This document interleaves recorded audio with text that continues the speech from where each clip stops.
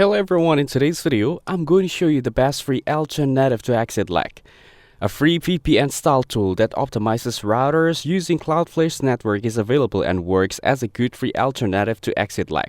It is free and simple to use, reduces lag for many games and offers strong privacy. To use it, install the 1.1.1.1 app on Android, iOS, Windows or Mac OS, then enable Warp, connect and run your game. This option works best for casual gamers and MMO titles. Another option tweaks your network settings to optimize performance without using a VPN.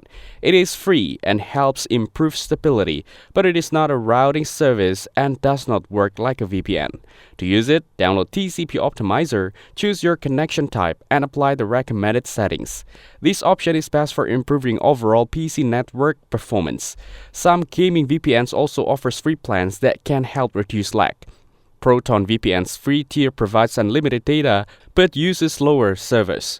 Windscriber's free plan offers 10 GB per month, and Hide.me's free plan also offers 10 GB per month. To use this, install the VPN, connect to a region close to the gamer server, and then start playing.